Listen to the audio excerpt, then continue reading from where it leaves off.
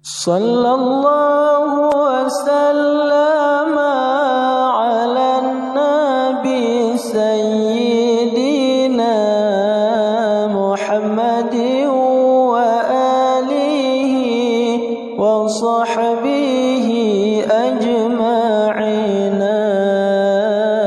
Sallallahu wasallam ala nabi sayyidina Assalamualaikum, jangan lupa like, comment, and subscribe. Bye. Assalamualaikum warahmatullahi wabarakatuh.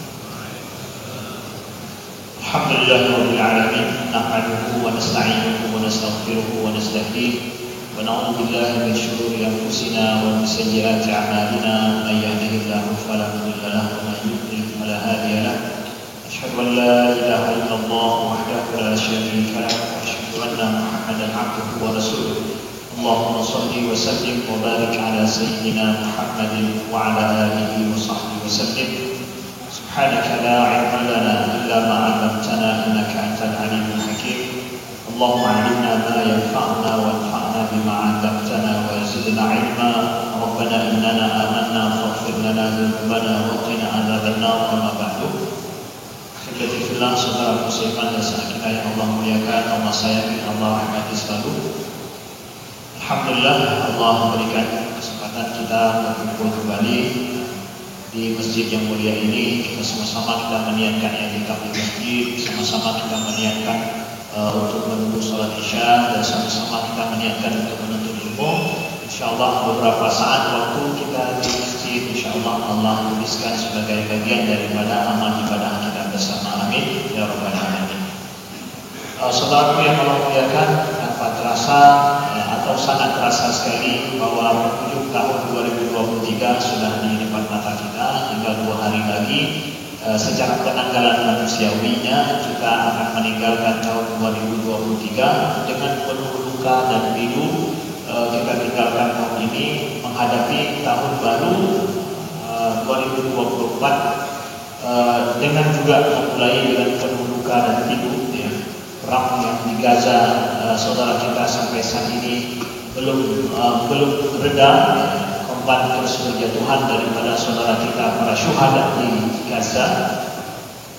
Dan begitu juga ada di kita di Indonesia ada harapan lain atau harapan baru akan ada acara ataupun pelaksanaan pemilu yang kita hadapi bersama tahun 2024. Semua kita berada dalam agenda besar, ya, boleh jadi perubahan umat, kebaikan yang lebih baik ke depan, dan ini merupakan suatu hal yang baik dalam kehidupan sebuah bangsa ketika ada sebuah kesempatan baik ada di depan mata. Ini suatu hal yang baik dalam perkembangan kehidupan suatu bangsa. Begitu juga dalam sisi yang lain juga, di akhir tahun ini dan di awal tahun baru ini di Aceh sendiri kita menghadapi kondisi yang saat ini memanas lagi, ataupun mulai kita banyak mendengar kondisi yang kita rasakan langsung dengan berdatangnya para pengungsi saudara kita Rohingya yang datang dari Bangladesh yang telah mendarat di Aceh, yang sebenarnya telah terjadi beberapa tahun yang lalu, tapi tahun ini kembali berdatangan, sehingga ini memicu dari beberapa tindakan ataupun sikap daripada masyarakat kita Aceh. Nah, dalam hal ini kami ingin sedikit berbicara dalam lingkup, karena ini berhubungan langsung dengan kondisi kita masyarakat Aceh, terutama adalah tentang masalah kasus saudara kita Rohingya. Tapi kami ingin tegaskan sedari awal bahwa kami bicara dalam hal ini adalah secara independen, tidak ada tendensius apa-apa, tapi ingin supaya kita berbicara fadzakir fa inna dzikra tanfa'ul mu'minin. Berikanlah peringatan karena peringatan itu bermanfaat bagi orang-orang mukmin, ya. Kemudian juga wa ta'awanu 'alal birri wat taqwa. Mari kita tolong-menolong dalam amal kebaikan dan dalam berbuat amal ketakwaan kepada Allah Subhanahu wa taala. Dan juga kami memberi judul pertemuan kita adalah tentang pengungsi Rohingya dan sikap kita terhadap mereka. Yang akan kami jelaskan di sini adalah pemahaman kita tentang masalah Rohingya itu adalah 80% daripada tindakan. Jadi kalau ditanya Ustaz, apa harus kita buat? Bertindak apa? Tunggu dulu, 80% sebelum bertindak memahami masalah itu lebih penting sebelum kita bertindak. Kalaulah setelah ini kita memahami masalahnya tapi nggak buat apa-apa, itu oke, itu bagus. Kamu mau enggak? Hanan buku tak golong di buku tak kacuci. Daripada kamu mau di buku makalah anak lo. Daripada kita melakukan sesuatu tapi masalah belum tahu. Jadi memahami akan masalah ini adalah sangat penting. Saudaraku yang dimuliakan Allah, kami ingin sampaikan ada kesan pertama kami kembali kepada tahun 2003 pada saat kami melaksanakan ibadah haji dulu tahun 2003. Kami ketika duduk di Masjidil Haram itu sambil menunggu sholat, duduk bersama dengan muslimin di sana. Pada suatu saat saya duduk bersama dengan, saya pikir ini orang Bangladesh atau orang India. Setelah itu saya bicara ngomong, dia bisa berbahasa Melayu. Saya pikir dia berbicara bahasa Arab saja, tapi bisa bahasa Melayu. Kemudian saya tanya, kamu dari mana? Dari India. Dia bilang bukan. Dari mana enggak? Saya dari Burma. Saya terkejut, dari Burma. Belum terpikir daripada saya kalau orang Burma itu ada yang mirip seperti orang India. Saya pikir semuanya orang Asia yang sifatnya adalah seperti Indochina. Dia jelaskan bahwa kami dari suku Rohingya, kami tinggal di kawasan Burma, kami asli orang Burma katanya. Saya setengah tidak percaya karena tidak tahu itu masalah. Dan dia sebutkan, saya sudah lama tinggal di Mekah, dulunya saya di Malaysia, kemudian saya hijrah di Mekah dan saya sudah menyebut ke Mekah ini.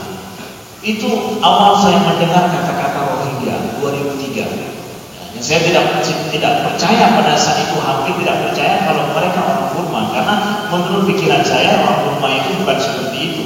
Ya. Nah, begitu awal kisah mula saya punya kontak hubungan nama Rohingya pernah saya dengar secara pribadi.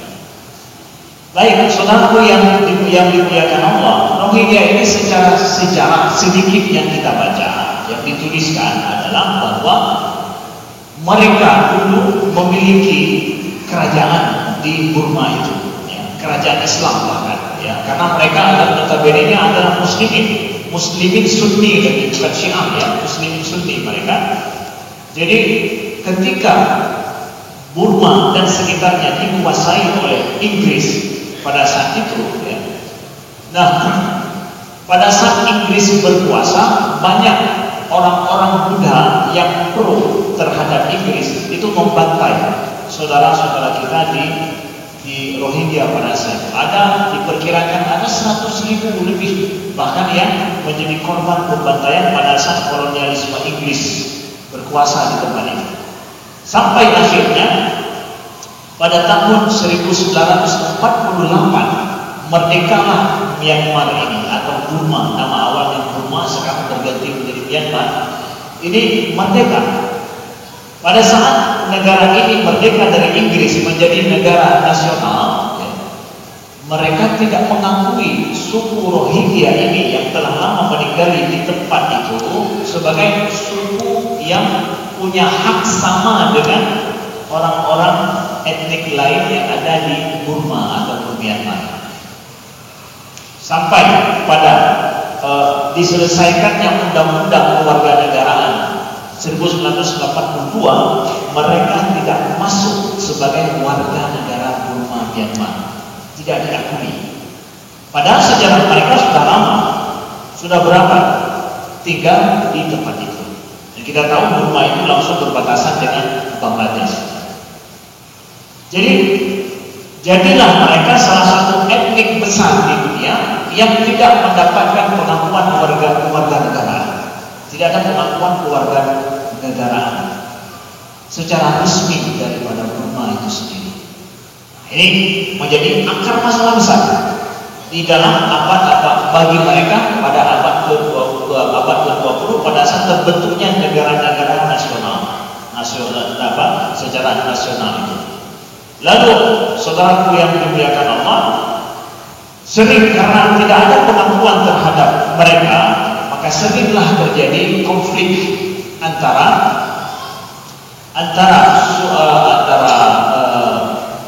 orang Rohingya ini yang tinggal di daerah Rakhine ini dengan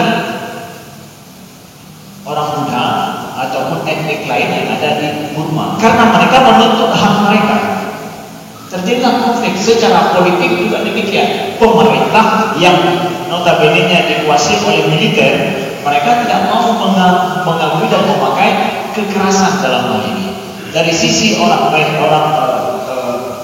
Rohingya menuntut hak, dari sisi sana menolak, tapi kontra terus, ribut terus menerus. Sampai akhirnya kita tahu pada awal abad 20 ini, abad 21 ya, mulai dari 2012, 2017 kembali kita melihat pembantaian terhadap mereka muslimin di Rohingya ini, yang akhirnya mereka pada awal abad 21 ini, pada saat kita saat ini mengetahuinya, terjadi gelombang pengungsian besar-besaran mereka dari Burma menuju ke Bangladesh ya, yang saat ini ada sekitar 1 juta orang Rohingya ya, yang mengungsi dari daerah Rakhine itu menuju ke Cox's Bazar ataupun di daerah wilayah Bangladesh untuk menyelamatkan diri dari pembantaian yang terjadi di sana. Betul-betul terjadi pembersihan etnik sebagaimana disebutkan oleh PBB itu sendiri, bahwa ada usaha ke arah situ. Bayangkan ini, mereka jadilah sekarang disebut dengan daerah di Bangladesh, daerah Cox's Bazar itu adalah tempat pemukiman saat ini mungkin terbesar ya, di dunia, pemukiman sementara atau camp pengungsian terbesar di dunia untuk saat ini dengan fasilitas yang sangat minim sekali. Bangladesh terpaksa menerima ini, ya, terpaksa mereka menerima ini, meminta bantuan kepada PBB, tapi kondisi ini lambat laun harus ditanggung juga oleh Bangladesh. Bangladesh negara miskin, ibu kotanya Dhaka, itu miskin sekali negara itu. Ya, dipikir kurang macam mana? Bayang pikir 1 juta umat manusia yang asal konflik, yang tinggal di tanah mereka dengan sangat minim infrastruktur dan kebutuhan mereka. Sudah 6 tahun lebih mereka tinggal di tempat itu, di tempat yang sempit dan kecil. PBB melalui UNHCR dan IOM berkewajiban secara dunia untuk membantu setiap pengungsi dimanapun di seluruh dunia. Tapi saat ini yang terjadi adalah ketika perang Ukraina terjadi, ini menurut analisis daripada analis dunia yang menyebutkan bahwa ketika terjadi perang Ukraina dengan Rusia, bantuan UNHCR untuk pengungsi di sana minim sekali, karena kebanyakan yang banyak membantu adalah negara Eropa dan juga Amerika. Ketika mereka mikir untuk perang, jadi kebutuhan ini sudah tidak terpenuhi lagi, sudah minim sekali. Kemudian apa yang terjadi pada manusia yang tinggal, pada 1 juta jumlah manusia tinggal di sebuah area yang sempit itu sudah 6 tahun lamanya. Nah, yang terjadi saat ini menurut pemberitaan dan juga yang kita tahu pada beberapa waktu yang lalu, pada awal tahun ini bulan Maret itu terjadi kebakaran di tempat itu yang sampai akhirnya ada sekitar 50.000 dari 1 juta ya, 50.000 bukan 50.000 kehilangan kemah tempat mereka, nggak ada tempat tinggal, terjadi kebakaran besar yang bisa dilihat pada bulan Maret. Nah, kebakarannya bukan masalah itu, permasalahan kecil kebakaran di tempat itu. Tapi masalah besar di sana adalah bahwa terjadi di sana muncul geng-geng, ya. Terjadi ada geng-geng yang berkuasa di sana. Setidaknya geng yang terkenal di sana itu ada 3. Yang pertama adalah Arakan Rohingya Salvation Army. Ada tentara penyelamatan Rohingya. Ada pakai senjata mereka, sudah ada, disingkat dengan ARSA. Kemudian ada lagi Rohingya Solidarity Organization. Ada lagi Munna Gang. Ini mereka bersenjata itu di tempat itu. Orang sedang berkonflik, memang hidup mereka tidak stabil. Kemudian karena tidak ada harapan ke depan mereka seperti apa, akhirnya muncullah geng yang bekerja sama dengan geng-geng dari luar yang yang merupakan mafia sabu-sabu dan yang lain-lainnya dengan geng dari Bangladesh. Jadi dalam 1 juta orang di sini dengan geng yang berkuasa itu, mereka menculik orang untuk kemudian diminta untuk ditebus. Dono gengnya perang dengan geng saling menculik satu sama lain. Yang netral tidak ada yang membela. Hukum yang terjadi tidak ada hukum, bukan hukum negara, tidak ada hukum negara, tapi hukum perampokan, hukum hutan yang terjadi di sana. Jadi geng itu bebas, mereka membuat bisnis. Di antara bisnisnya adalah mafia drug, obat-obatan sabu-sabu dan yang lain-lainnya. Kemudian juga penyelundupan manusia dan penjualan manusia.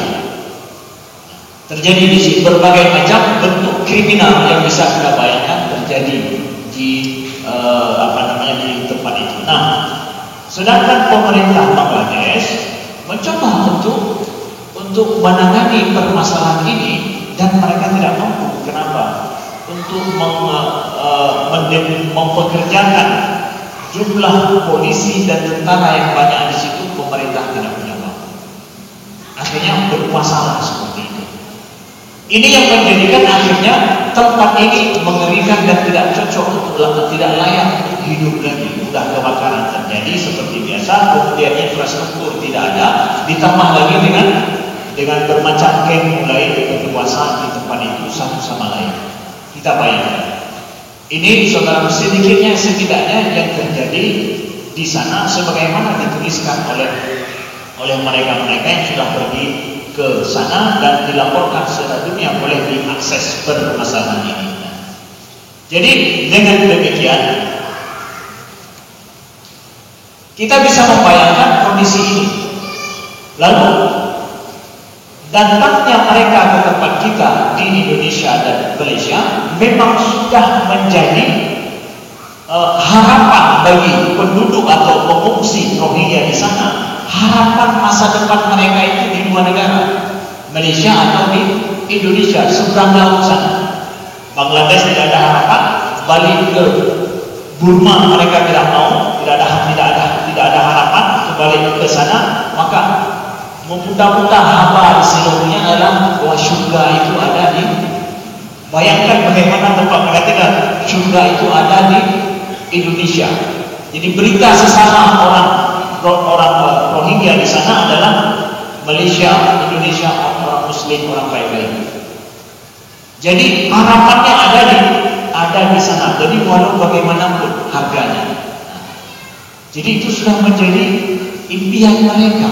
Jadi walaupun jauh, mereka menginginkan untuk sampai ke Indonesia, disitulah keselamatan mereka, atau ke Malaysia. Kalau mereka sampai ke Malaysia, mereka bilang tujuan kami ke Indonesia. Sampai ke Indonesia, tujuan mereka ke Malaysia. Pokoknya benar-benar.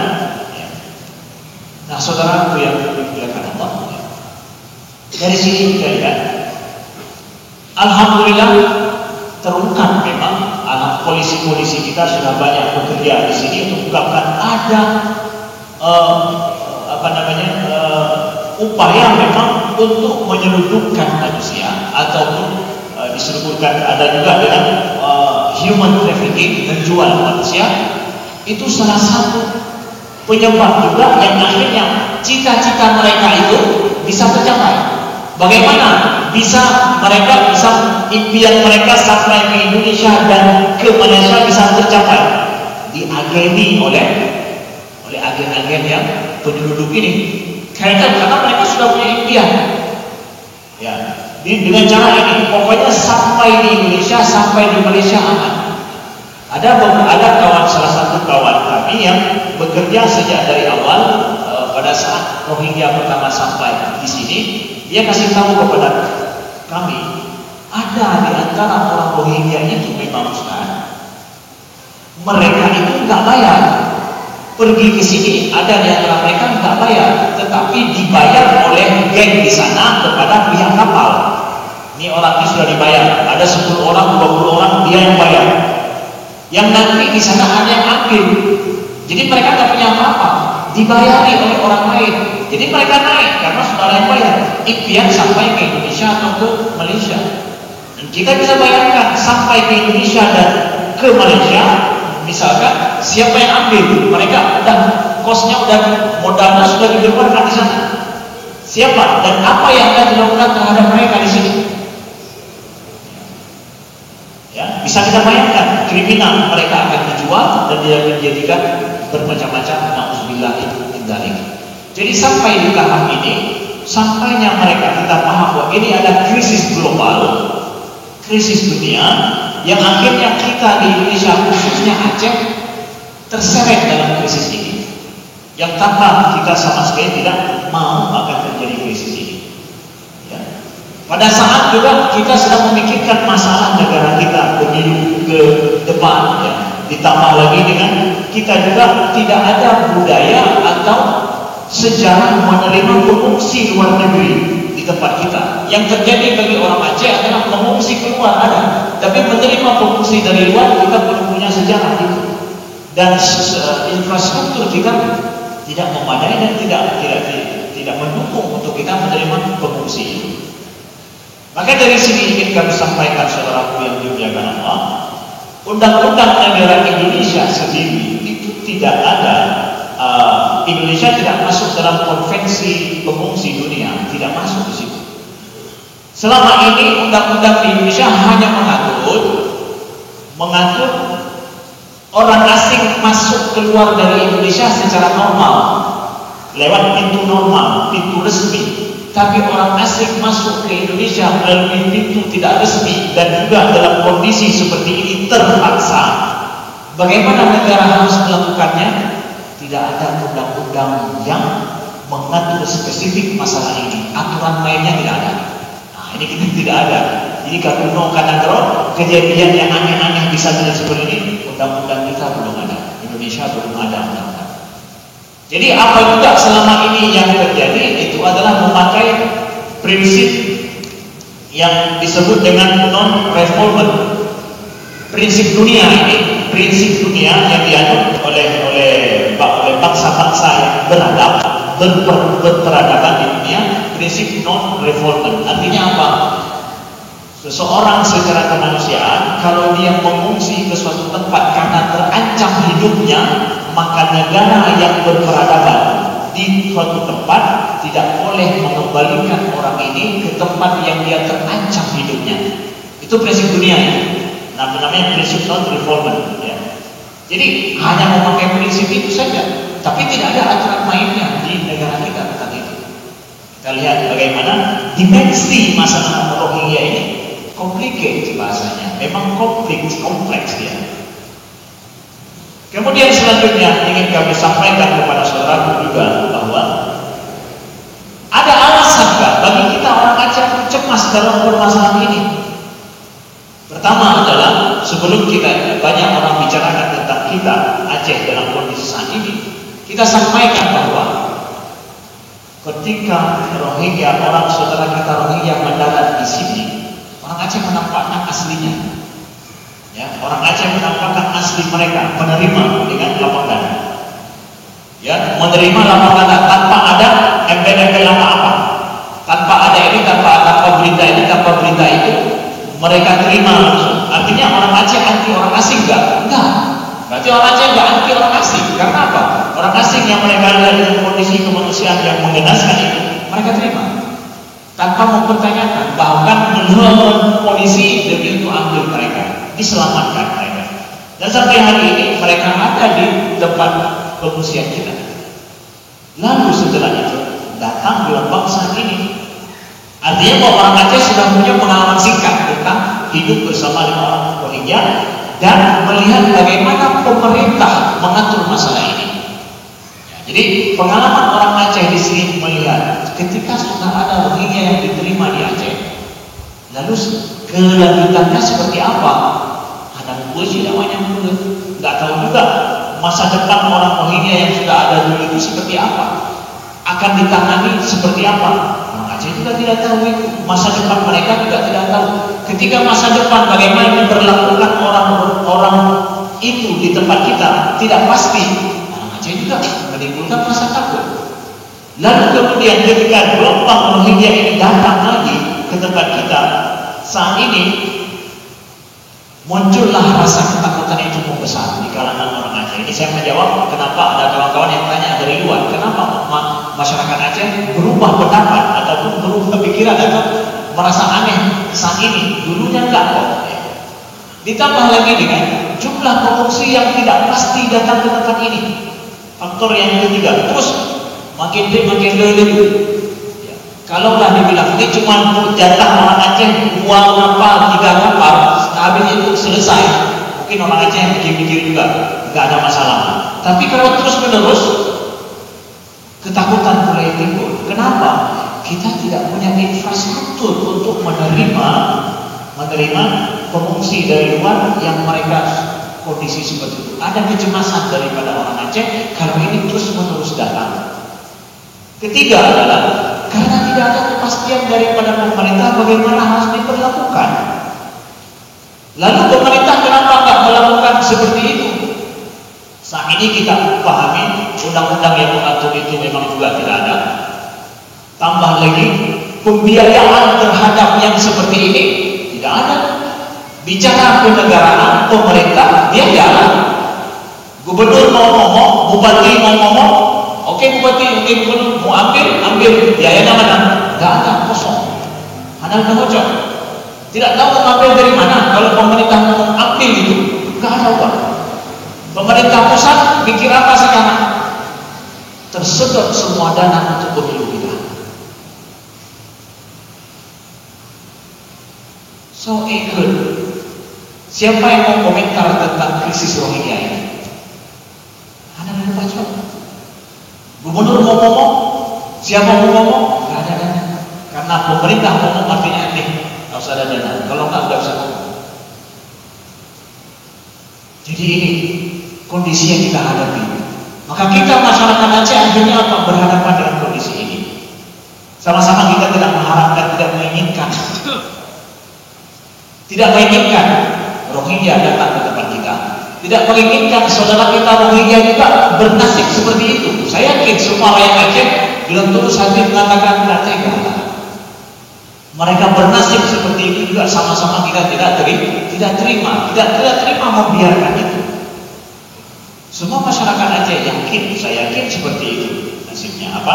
Merasakan perasaan yang sama. Lalu bagaimana sikap yang harus kita ambil sejenak dalam hal ini?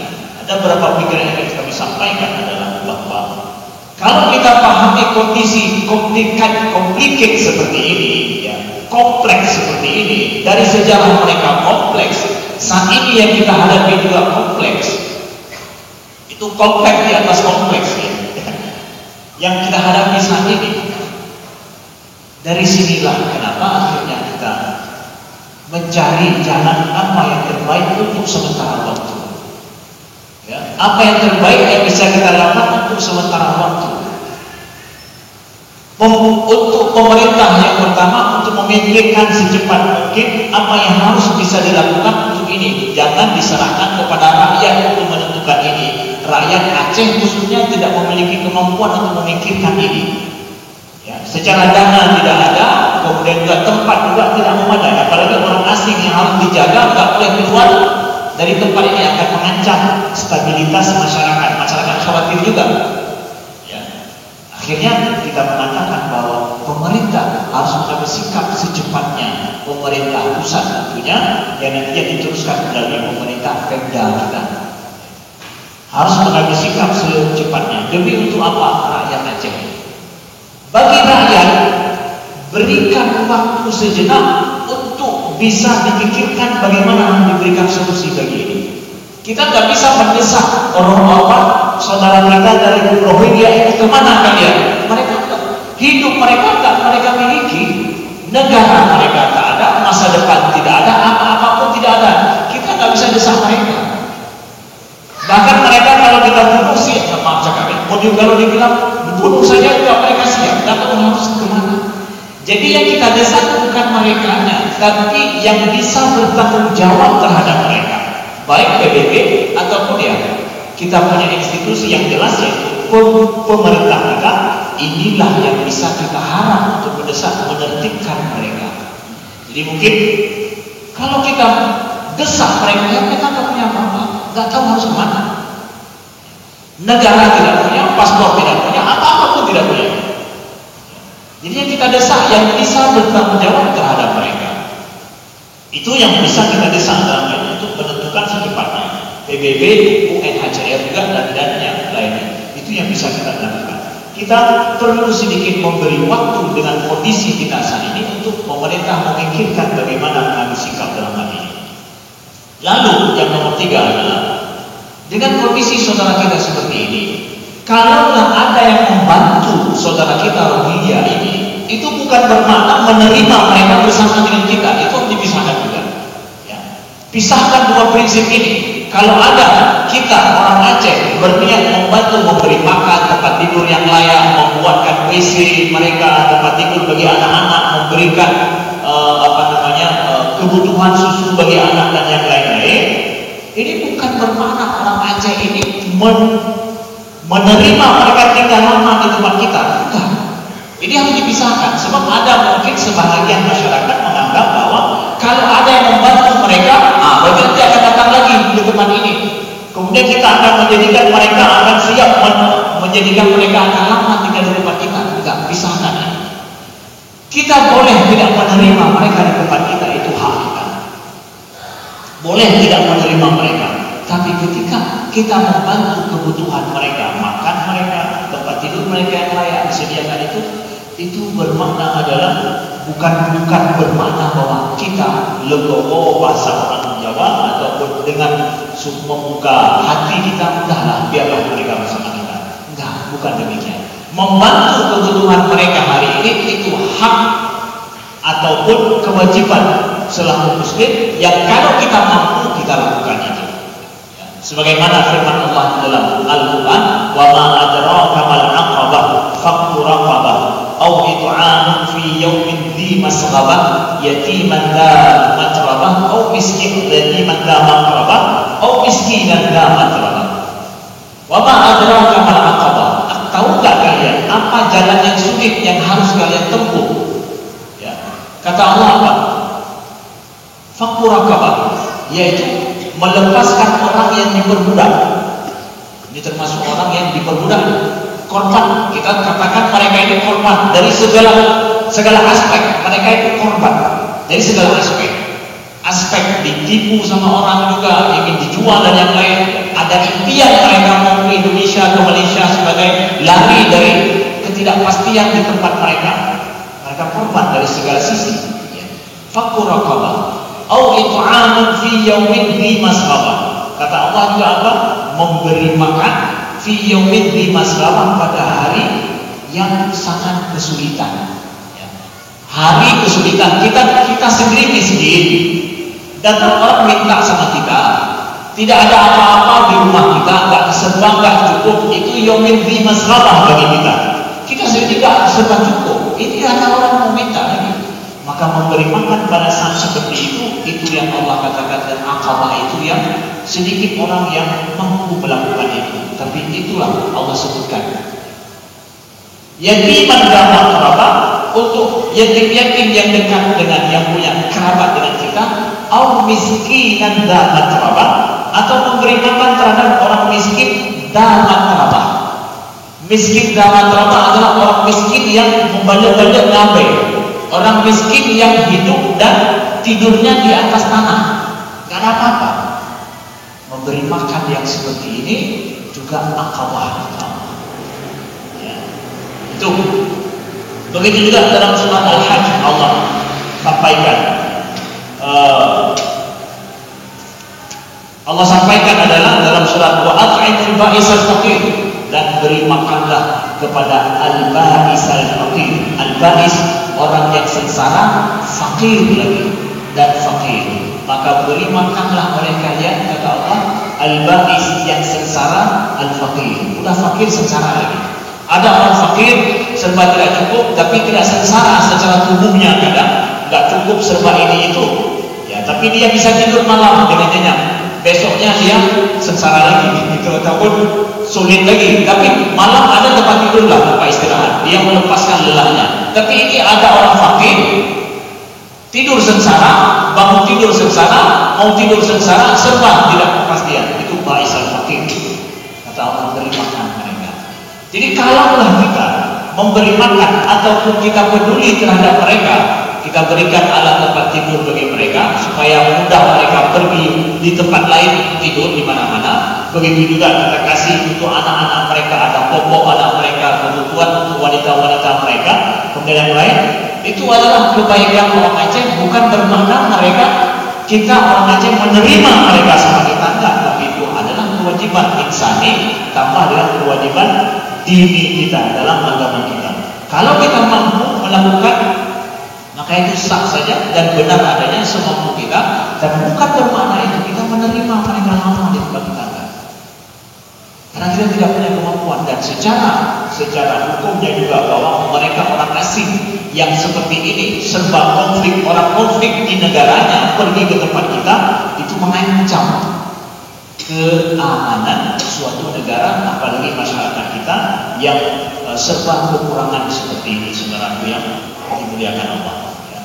Jadi ini sedikit pandangan yang ingin kami sampaikan kepada kita semua, bahwa dari berbagai aspek dan sisi ini untuk kita pertimbangkan bersama, dan kita doakan mudah-mudahan saudara kita dari Rohingya ini, kita katakan mereka orang Muslim, orang Sunni, ya, mereka wajib untuk sholat juga setiap hari, ya, berarti perlu air, bukan cuma untuk minum, mereka untuk sholat juga. Maka akan dipertanyakan juga ketika dekat dengan kita, ada di samping kita, mereka tidak bisa sholat sehari-hari juga.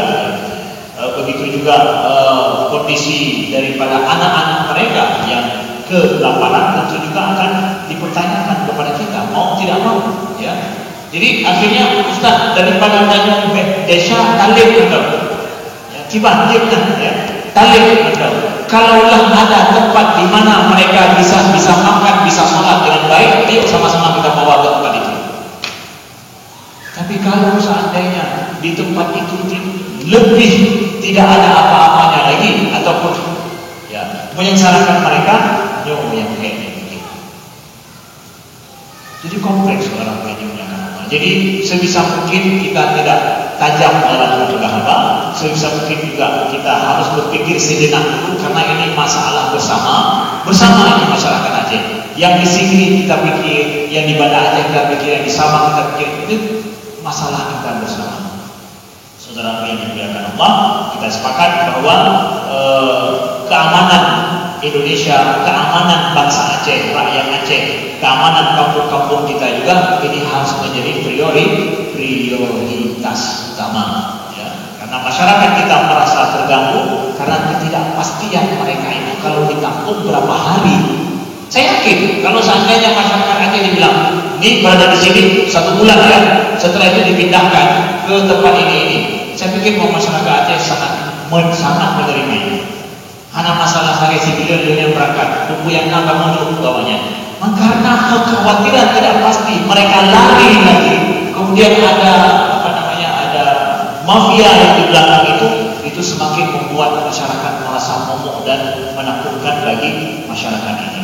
Saudara yang dimuliakan Allah, kita mendukung polisi untuk terus mengusut masalah ini dan menangkap mereka-mereka yang penjahat yang mengeksploitasi saudara-saudara kita yang muslimin ini yang lagi konflik dan bermasalah, dieksploitasi untuk sebuah manfaat kehidupan secara materi. Nauzubillahi min dzalik. Sekian daripada kami, mudah-mudahan berguna dan bermanfaat. Aku qouli hadza wa astaghfirullah li wa lakum. Subhanakallahumma wa bihamdika, asyhadu an la ilaha illa anta, astaghfiruka wa atubu ilaika. Wassalamualaikum warahmatullahi wabarakatuh. Terima kasih.